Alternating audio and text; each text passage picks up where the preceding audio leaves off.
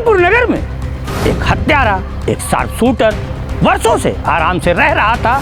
और ये वो शार्प शूटर है जिसने पता नहीं कितनी हत्याएं की होंगी। कुछ हत्याएं तो सामने हैं, लेकिन ये हमेशा सुपारी लेकर के हत्याएं करता था। नाम है रफाकत। जी हाँ, रफाकत ये नाम ऐसा नाम है, एक दशक में इस नाम की सनसनी खेज खबरें अखबारों में छपा करती थी। जिस ओर से ये निकल जाता था वहां पर सन्नाटा छा जाता था। लेकिन अब इस रफाकत को 3 अन्य लोगों के साथ फुरकान हत्याकांड में FTC 52 ने अपनी अभिरक्षा में दोषी मान लेने के बाद ले लिया और फिर भेज दिया है जेल।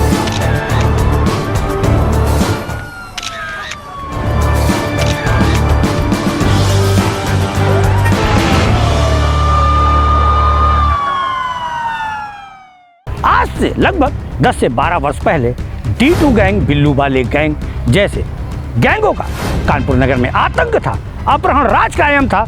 अचानक से लोग गोलियों का शिकार हो जाते थे, शार्प शूटर उन्हें मार दिया करते थे। उसी समय का एक शार्प शूटर, एक शातिर हत्यारा जिसका नाम रफाकत है, वो आराम से कानपुर नगर में समय काट रहा था, अपने इल्लीगल कामों को कर रहा था। लेकिन बीते दिन कानपुर नगर कोर्ट की FTC 52 कोर्ट के विद्वान न्यायाधीश ने रफाकत के साथ 3 अन्य लोगों को फुरकान हत्याकांड में दोषी मान लिया और अपनी अभिरक्षा में लेते हुए उन्हें जेल का रास्ता दिखा दिया है।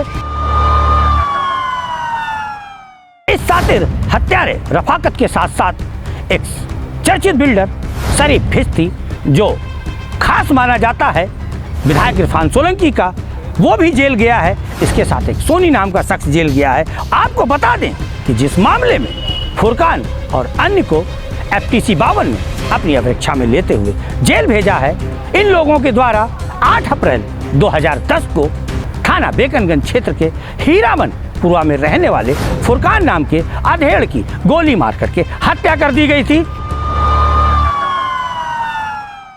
इस हत्या ने कानपुर नगर नहीं, पूरे के पूरे यूपी को हिला करके रख दिया था। कारण ये था कि रफाकत जैसे शार्प शूटर ने फुरकान की हत्या की थी। फुरकान का बस दोष इतना था कि उसने बुला करके उससे ये पूछ लिया था कि आप इन दोनों लोगों को क्यों मार रहे हैं।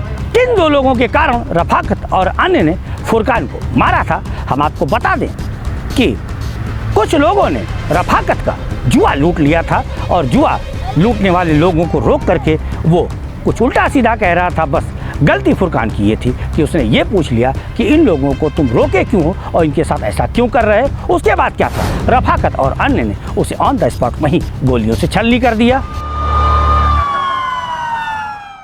जिन लोगों ने रफाकत का जुआ लूटा था वो भी कोई साधारण लोग नहीं थे। उनमें से एक नाम है नदीम लंगड़ा का, जिसने रफाकत का जो जुआ होता था उसका सारा पैसा लूट लिया था।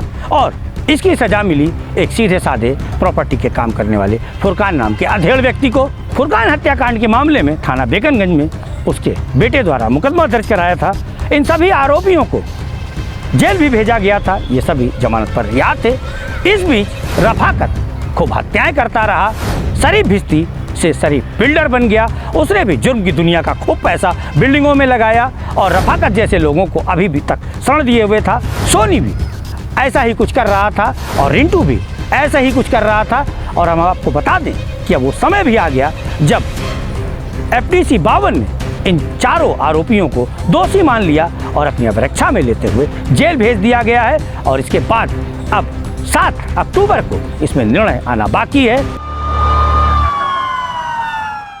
रफाकत जैसे अपराधी कानपुर में अभी भी आराम से घूम रहे हैं। ये शर्म की बात है कानपुर कमशेर पुलिस के लिए, यूपी पुलिस के लिए और योगी सरकार के लिए, क्योंकि रफाकत कोई साधारण अपराधी नहीं है। इसने गुड्डू डफाली जैसे अपराधी को मारा था, निजामू जैसे अपराधी को मारा था, रईस बनारसी जैसे गैंगों से इसका खुलेआम गैंगवार चलता था। ऐसे में एक सबसे बड़ा सवाल कि रफाकत जैसा अपराधी आराम से कैसे शहर में रह रहा था। और हम आपको बता दें, जो हमें जानकारियां मिल रही हैं कि पिंटू सेंगर जैसे लोगों की भी हत्या में ये शामिल था। लेकिन अयाज टाइसन जो पुलिस का खास मुखबिर है उसके कारण बच गया और अयाज टाइसन ही इसका संरक्षण करता है।